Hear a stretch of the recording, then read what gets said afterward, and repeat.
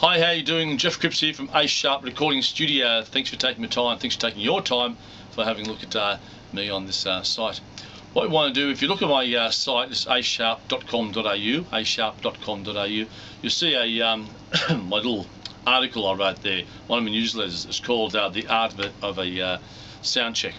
What I sort of found is that it's one of the sort of things everybody, like most musos, concerned about their looks and concerned about their playing and their gear, whatever, you know.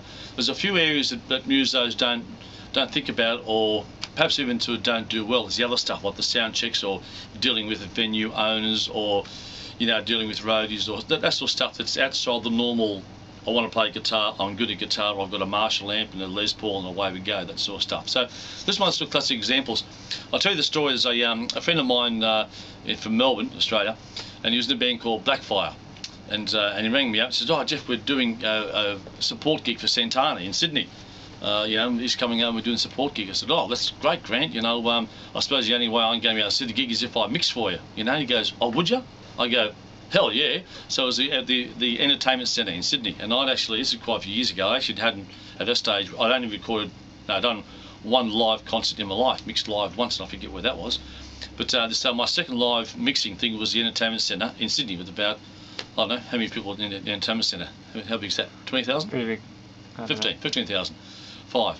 Anyway, so it's pretty big in any case. So we went there, and now what happened on that day, and it was great actually, then the crew was really good to me, it was fantastic. But on the day I could see what was happening. It was the first gig of the tour, right? So a few years ago, it was the first gig of the tour.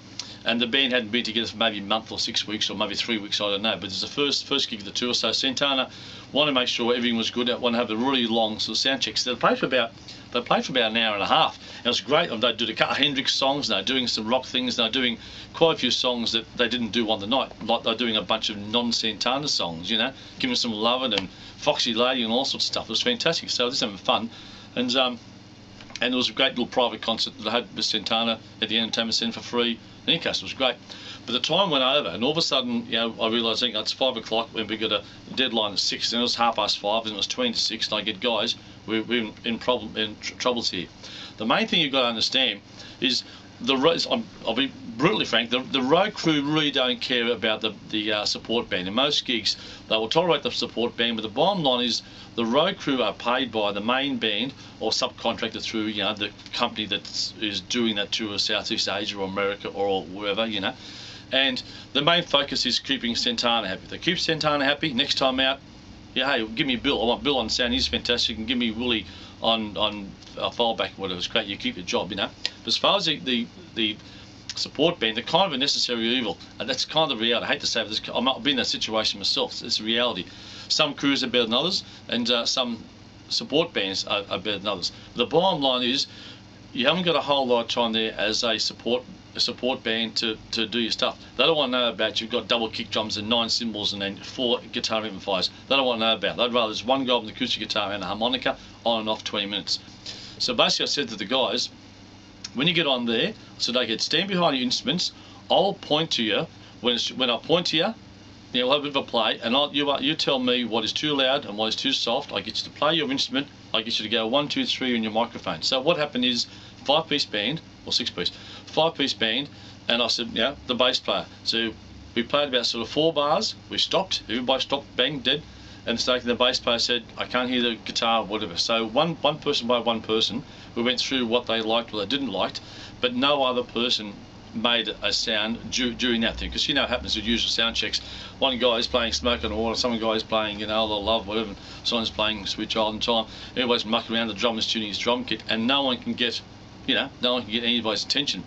So what we did there, it was great. Now what happened there is I think we took, it was under 10 minutes. We had it was under 10 minutes to we get the sound check, and the crew hadn't eaten since 10 o'clock that morning. They just want to have a quick sound check, get off there, have something to eat, and then prepare for the evening show, which is what their main gig was. So the fact that we did the sound check in under 10 minutes, when bang bang bang, okay, here we go. I said to the sound guy, "Okay, mate, thanks very much, Bill.